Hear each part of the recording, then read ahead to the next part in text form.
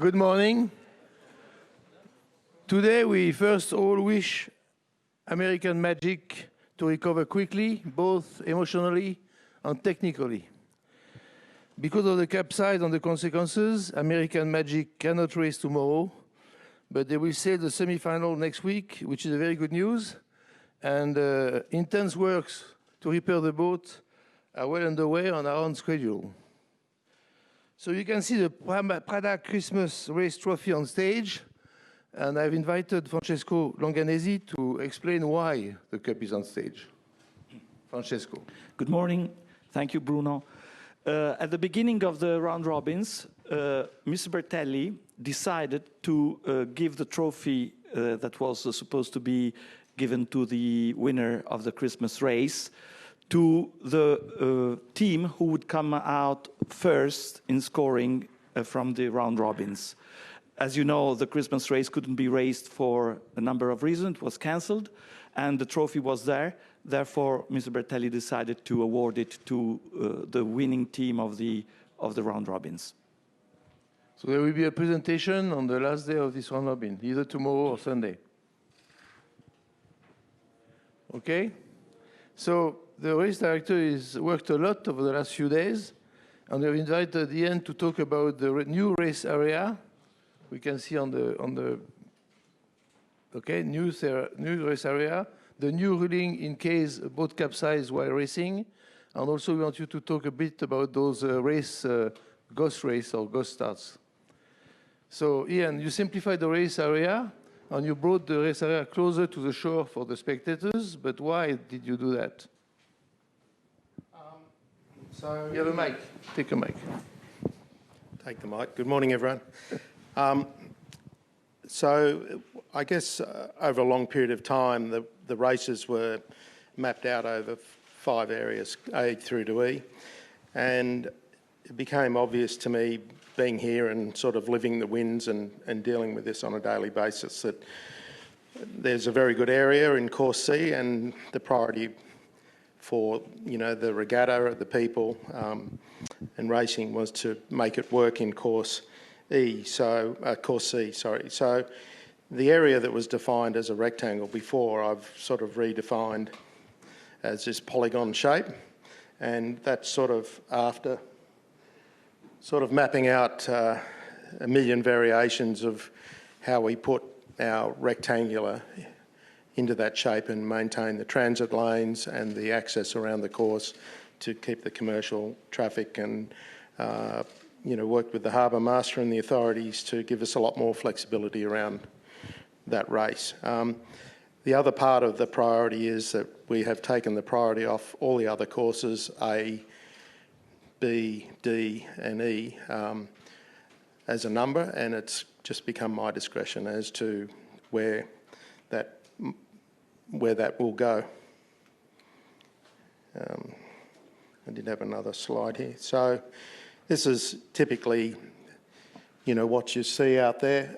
This is a day that we might see like on Sunday, where the breeze is from 250, and what I've just shown you is the breeze across that race course and how it can get affected in the lee of North Head and stuff, and potentially on that day we would go to Course E.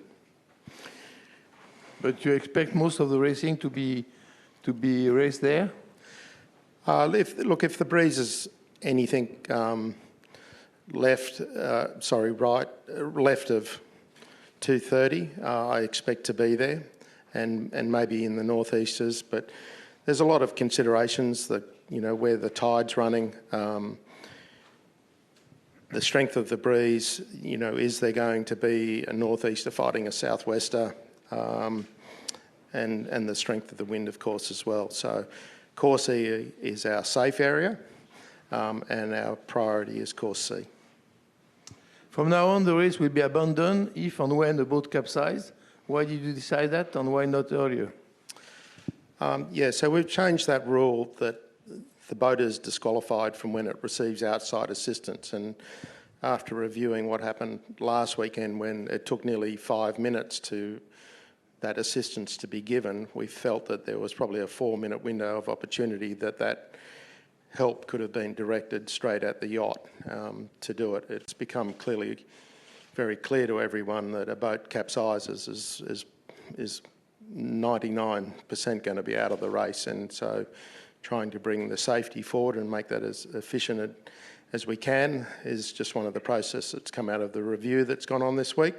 And so clearly we want to get there. We want to do a head count and make sure everyone's right, and our target to do that's within a minute, and at that time we want to render assistances straight away. So it's just a small change to the rule, but automatic and allows people to get on the job. Thank you. And can you explain why we will have those two ghost start races tomorrow and maybe two on Sunday? Not easy to understand for the public. Well, you know, we had 6 races scheduled left in the round robin, and those races all carry points. So, you know, the safe way to do it is, and the fair way to do it is for the boats that are going to take a point out of that race is that they actually turn up and are ready to race. The big change, you know, there's a history associated with this that used to, you know, you might remember back to San Francisco, boats used to spend hours going around the course. We don't want to see that. You know, to us we use the analogy of a boxer coming to the ring with his gloves on, ready to fight, and then there's a knockout in the first 30 seconds. You know, the fight is awarded. So we require the boat to start, and the point will be awarded when the competitor doesn't turn up. So it's a little bit of a muck around, and I guess we've come up with the term the ghost race, but we're just trying to keep it within the schedule, the rules that exist, and keep it on as fair a playing field as we can. Thank you, Ian. Back to the new format of the Prada Cup. I'm sorry, but I have to explain that because it's not very easy. We now have 2 teams participating in the 3rd and 4th round robin of the Prada Cups this weekend. Ineos Team UK and Luna Rossa Prada Pirelli will race tomorrow, Saturday at 4 p.m. This race will be followed by those famous 2 ghost races. If Ineos Team UK wins tomorrow against Luna Rossa Prada Pirelli, the game is over for the weekend. They will go straight to the final of the Prada Cup starting on February 13th, while Luna Rossa Prada Pirelli will sail the semi-final next weekend against American Magic. If Luna Rossa Prada Pirelli wins tomorrow, they will gain against Ineos Team UK on Sunday at 4 p.m. If Luna Rossa Prada Pirelli wins on Sunday, they will reach the same number of points as Ineos Team UK, but by winning the last race of the series, they will win the tiebreak and go straight to the Prada Cup final, while Ineos Team UK will sail the semi-final against American Magic next weekend. I hope it's clear. If Ineos wins tomorrow, it will be up to the teams to decide whether they have a training race on Sunday or not, and I will ask them the question later. So thank you for being all here today. Obviously, we would like to know more about tomorrow's racing, but also the changes you have made to your boat and the way you are organized on board. Let's start with your preparation before tomorrow's race. I was surprised to see Luna Rossa going sailing at 6:30 in the morning yesterday. Francesco, why did you go sailing so early? Did you have to hide something? No. I think it was just related to the forecast. We had a very strong wind in the afternoon forecast, and we wanted to do some hours of sailing. So I think it was our record. We put the boat in the water very early. I wasn't there, but yeah, as a team, we went sailing. I think we docked out around 7 o'clock or something like that. And we were sailing pretty early. So yeah, it was a good session. It wasn't very long because we were in Alpha course and the wind kicked in pretty early and was blowing like 23, 25 knots around like 10, 11 o'clock, so we had to come in. Thank you very much. Jimmy, did you try something different? There is a rumor that you changed one of the foils. Can you tell us about that? Maybe. I haven't looked this morning, but yep, you never know. That could have happened. Yeah, not a lot to really update. I mean, we're like the other guys. I mean, we're just constantly trying to improve the boat and make it faster. We had a great sail the other morning. Got out there and got some time in, which was really critical. Noticed a few things that we need to sharpen up.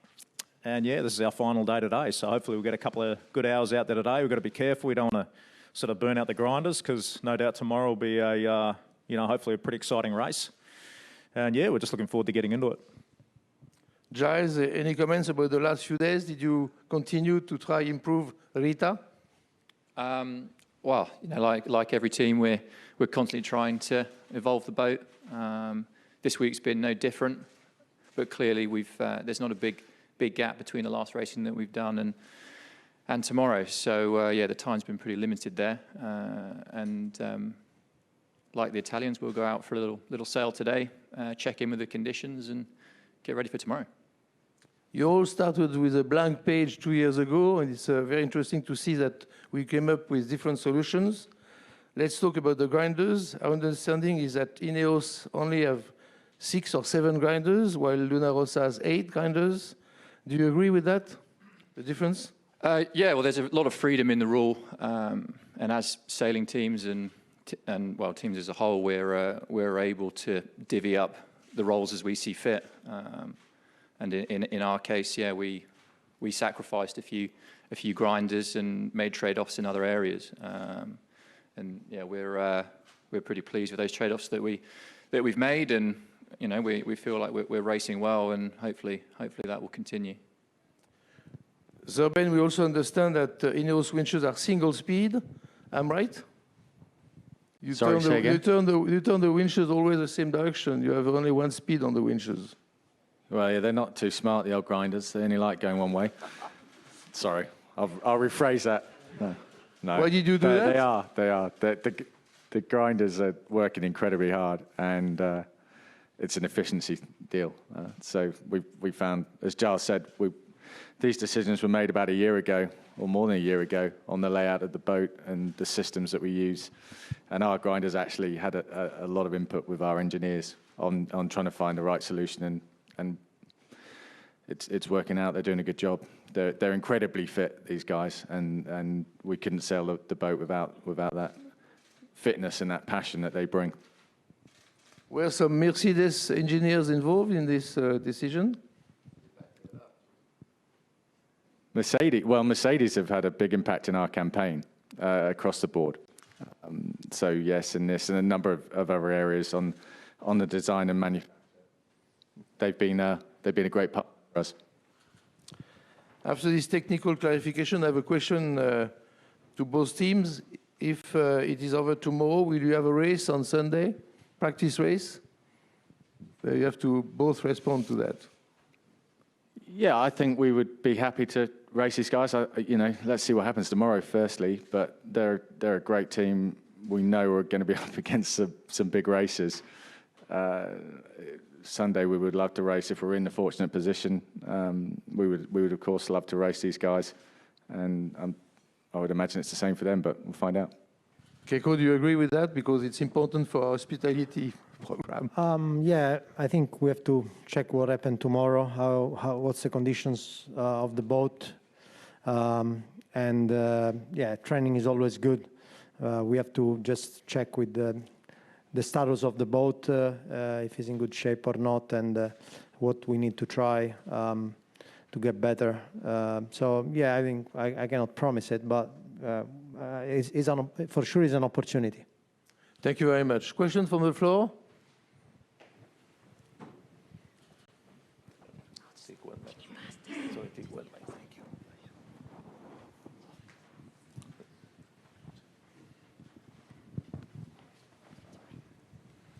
Jimmy, Matt Brown from News Talk ZB.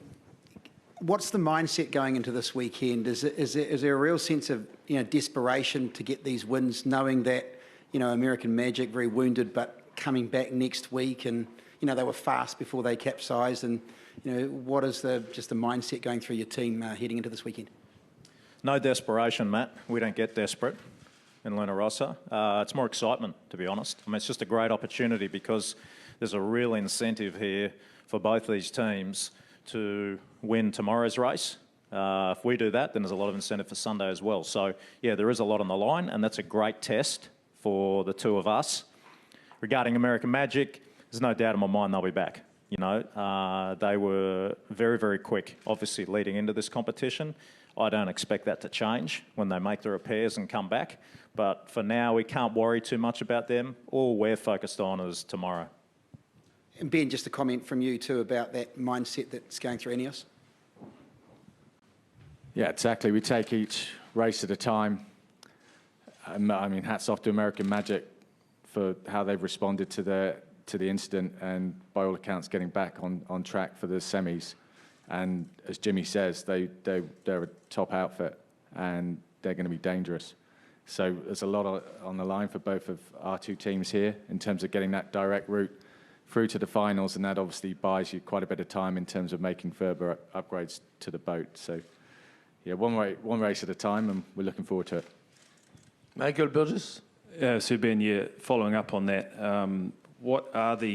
how important is it to finish top of this round robin? What are the advantages that you see in terms of the bigger picture for the team that does finish top of the round robin? Well, it buys you time, and as we all know, time in this game is everything.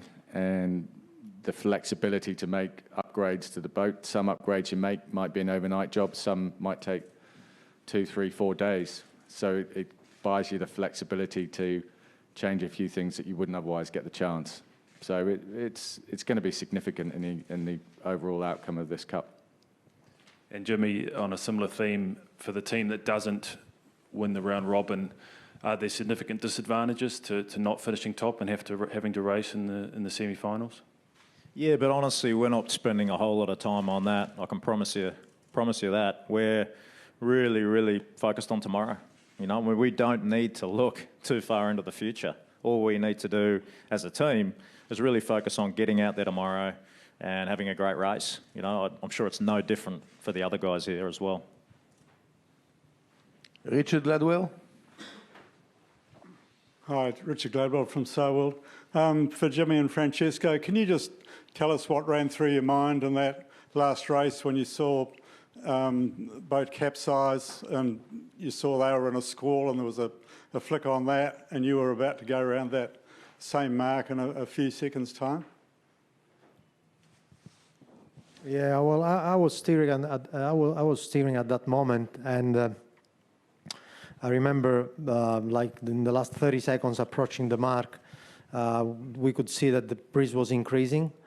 And when I saw them in trouble and capsizing, the first thing was we need to stay on our feet. We have to, just finish this race. I thought that was just a normal capsize, and they would have been back probably sailing home. I never crossed my mind that they had such a big hole on their hull.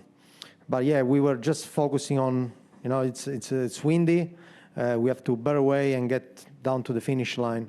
And then eventually, at the end of the leg, we had a radio call from Ian, I think, saying that the race was terminated.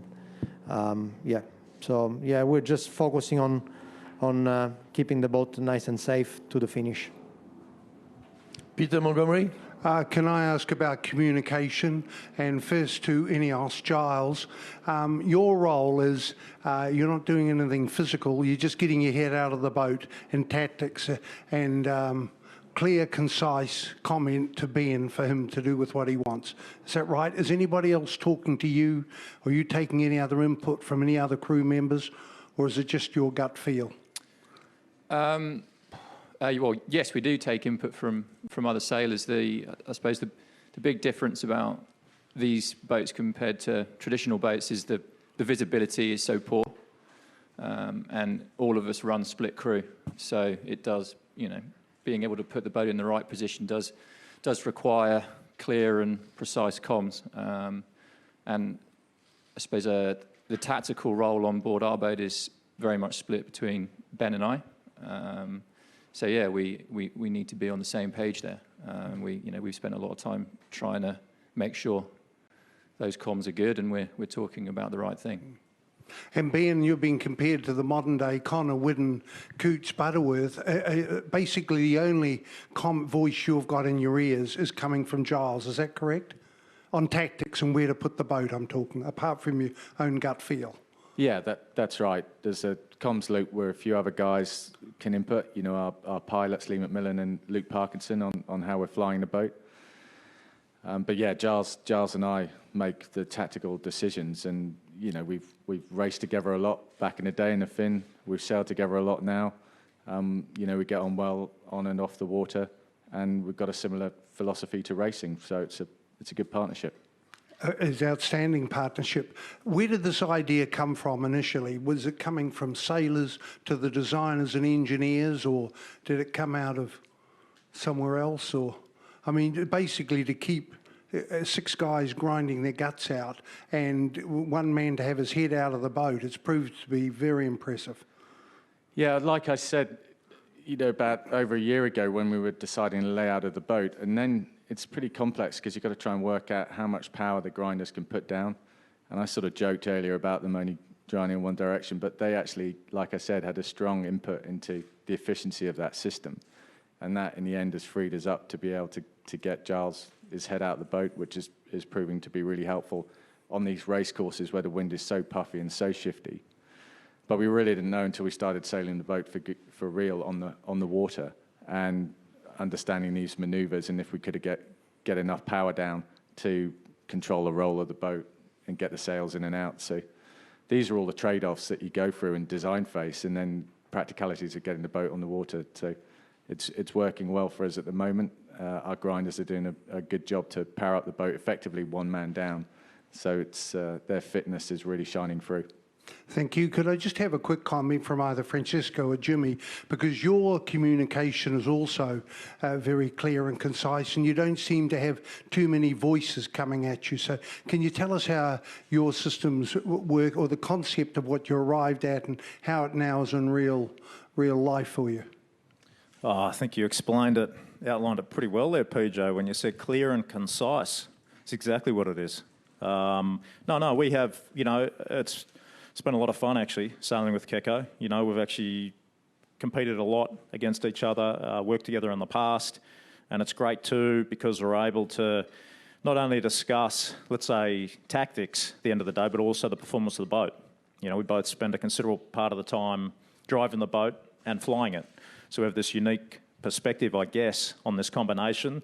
The other guy that really plays a big part in not only the performance but the strategy on the water is Pietro Sabello, who's a fantastic sailor out of Italy, and he really fits into this mix really, really well. So, you know, essentially, we've got 3 guys involved, and it's proving to work very, very well.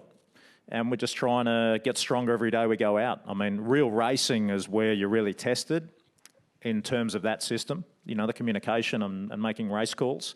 And we're certainly going to get a lot of that tomorrow. Yes, question? Neil? Todd Neil? Hi, Todd Nile from Stuff from Ian. If Ineos win Saturday morning, how quickly is that decision made about what happens on Sunday? Look, from our point of view, the races are scheduled, and I think the indications from the teams are that they're keen to race, but like all races with these boats, it's subject to the boat being ready to race and not suffering any damages in anything that goes on Saturday. So, you know, the schedule is out there for 4 o'clock racing on Saturday and Sunday, and it's up to them to come forward to us and to tell us they're unable to race. Is there a cut-off for when racing on Sunday would change? The ultimate cut-off's 4 o'clock at the start. But, you know, look, practically speaking, the guys will know when they go home on Saturday night and go into the check process of their boats and things. So, you know, I would hope that we'd get confirmation on Saturday night. One last question from the floor. Yes, Richard? Question for Giles. You won a Finn Gold Cup out there in 2014. Was that knowledge and experience handy when you got pretty similar conditions on Sunday? It's a bit different racing these to racing the Finn, but yeah, I did the Finn Gold Cup in 2015, I think, in Takapuna. Yeah, we had a great event. Conditions, I think, were pretty different, and we never got into Course C, which is where the majority of the racing going forward will take place. But really enjoy racing here in Auckland, going slow or going fast. So yeah, it's been good. Machian, last one. Question for Ben. So the Prada Cup is about, or this series is about winning the Prada Cup, but it's also about selecting the best challenger to go ahead against, obviously, the defender. You mentioned about if you are successful and you go through and you leapfrog straight to the finals, you talked about time and you've got that time to develop the boat. I just wonder how much of a balance there is to be struck, because you might be able to develop the boat, but you won't be racing against anybody else, and your buddies are going to be racing against each other. How do you strike that balance? How do you stay match fit when you're not able to race against anybody else? Yeah, it's a great question. I mean, ultimately, you will have a 3-week window where you're not getting intense racing, and when we put these boats around the race course on our own and try and simulate practice using chase boats or in the simulator. So you've got to trade that off versus the development gains that you think you might be able to make. And certainly we've been on a massive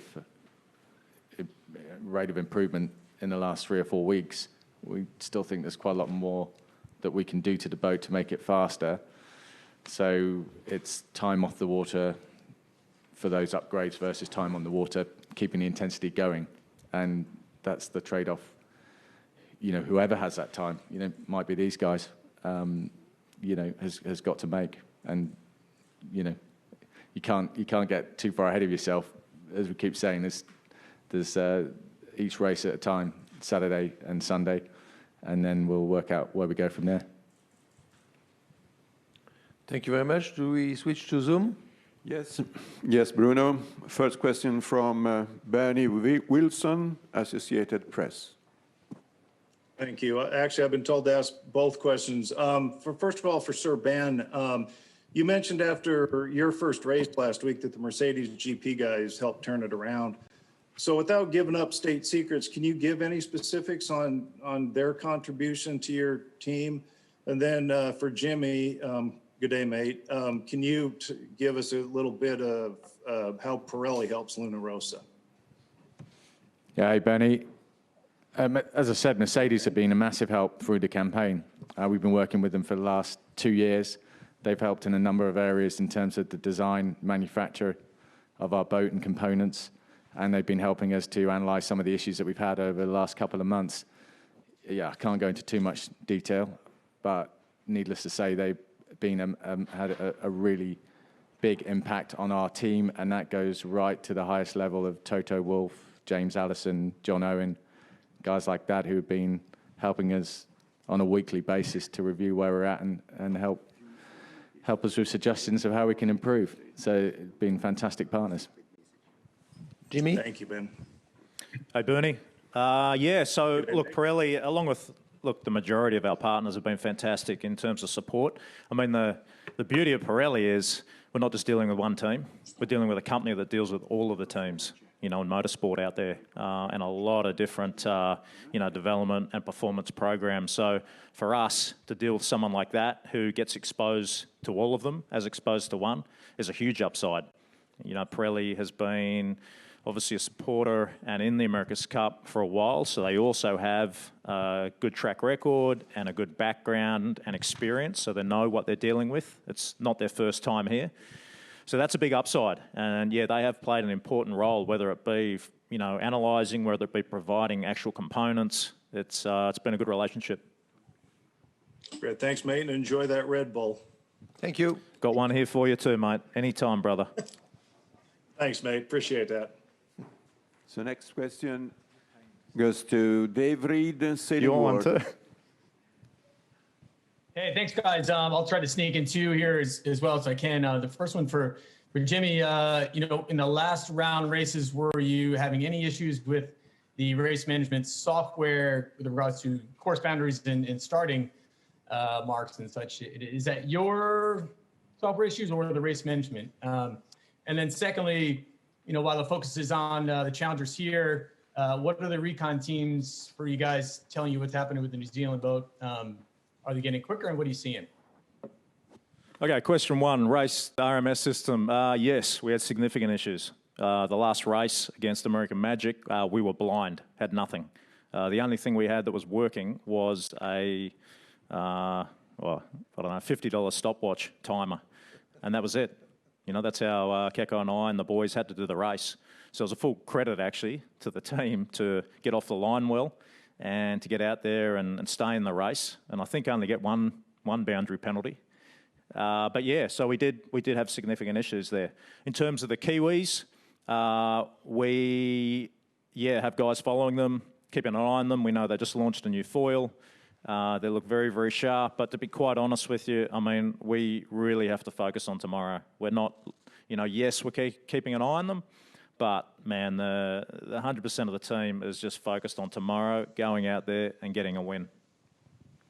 Thank you, Jimmy. Next. Next is Michele Tognozzi, Fare Vela. Hi, guys. Question for both teams. Francesco and Ben, or Jimmy and Giles, it's the same. Up to you guys. What do you feel you have learned from the two races held last weekend against Luna Rossa and against Britannia? Thanks. Keko first. Well, I think there have been some fantastic races. Actually, we had the luxury to have almost one full race extra compared to the other teams. And every race was very intense, especially, against Ben and the guys. There was never a big margin for anyone who was leading. So there were a lot of tactic calls, and the race was very intense. I guess it's different if you have more than a minute of stretch from your competitor. The race won't be as intense. But in that example, I think we had a very good time, and we lost the important one, but it was a very good race, I think. Giles or Ben? I think we took an awful lot of lessons from racing these guys. I think it was clear for everyone to see that the boats are pretty reasonably well matched in terms of performance, and I think the boat that comes out on top tomorrow and the weekend as a whole will be the boat that races better. So much like these guys, that's our focus. That's what we're trying to do. Okay, next question, Tom Carey, Telegraph Media Group.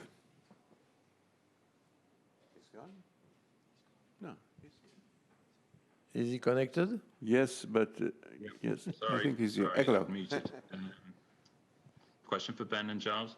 Yeah, just going back to the relationship between you guys on the boat, which you spoke about before. Obviously, your relationship goes back a long way now to when you were rivals at the Olympics. You've obviously been working together such a long time. Do you feel that there's still a lot of room for improvement in that relationship, or do you feel like you've now sort of reached peak operating performance together as a team, and how much better are you than you were 4 years ago, for instance, in Bermuda? Who wants to answer that? I think we would, I'll let Giles have a chat, but yeah, I think we've still got a long way to go. We, as being well documented, had a number of issues with the boat. Our race preparation was really poor for this series, and actually we did some practice days. The last practice days we did before we even started racing, we had a number of issues, and Giles and we had to sit down and go through it all, and that was just one, final day of practice before we started racing for real. So we're going through all of these different scenarios together, trying to work it out, trying to work out the communication. So it's a real credit to Giles, actually, that, in these situations, he's had hardly any time to prepare, and he's sort of winging it, really, and doing a fantastic job. So we've certainly got a long way to go. Giles, you want to add something? Yeah, I mean, there's still a whole heap of headroom. These boats were only conceived 3 years ago, and we've been racing them in anger really only for a few months. So yeah, I think as sailors and how we get the best out of the boat that's underneath us, there is an awful long way to go, and a lot of gains to be had. So yeah. One last question from Zoom. Yes, is Jack Griffin, Cup experience. Hi, thanks for taking the question. This one, I'm going to be a little bit techie. Going to start with Ben, and maybe Jimmy and Keko could chime in. Capsizes are part of the game. Obviously, we saw American Magic go over. Ben, in your last practice race against the Kiwis, they went over. Can you tell us a little bit what's going on with the rudder and whether you're generating up force, down force, when you're doing it, who's controlling the rudder rake, and what happens in the lead up to either a sky jump or a capsize with what's going on at the back end of the boat there? Yeah, the rudder is obviously key to that. It's key to the pitch of the boat, and that is often what's leading to these capsize issues or having an impact in that. It's different between the boats, whether there is just one person controlling the rudder rake or multiple people, depending on what maneuvers you're doing. That's critical. Obviously, the sail trim is critical to get the heel of the boat right through these maneuvers, and the immersion of the main foil. So you've got a number of different factors there that have got to be spot on through these maneuvers. And if any one of those is out, it can set off a chain of events that we saw with American Magic. We've seen with other teams, seen with Kiwis, we've seen a lot in practice. So it does happen when you're pushing these boats on the knife edge. It comes down to teamwork, coordination, and trying to get that spot on. But the rudder is obviously a key part to pointing the boat in the right direction and having the pitch of the boat where it needs to be. Are you generating mostly lift from the rudder, or when are you generating downforce with it? Well, you're generating lift at slower speeds and more downforce at higher speeds. So it's a transition there at a certain boat speed. Needless to say, it's key that rudder rake is trimmed correctly. Thank you. Bruno, we have one last question. Okay, one more. Talbot Wilson, Pensacola News. I have a question for Ian.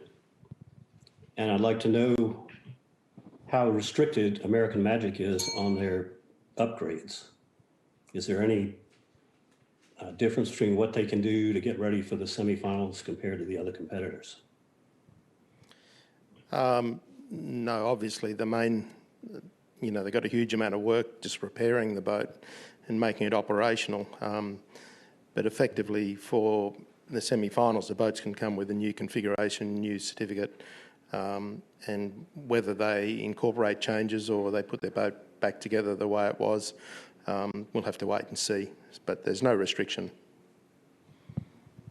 So they have to declare their certificate 48 hours in advance, just like everybody else? Yeah, that's right. They will. Wednesday next week, no? Yeah, that's right. Yes. Wednesday. So that's 2 days less to repair. Well, it's my understanding, that they're planning to get out sailing around that time anyway, and I think it's fair to say that, they probably need to just trial the systems and make sure the very complex boat works the way it's meant to work. Okay, thank you very much. See you tomorrow for the race. There is southwest wind from 13 to 16 knots, apparently. Great, good conditions.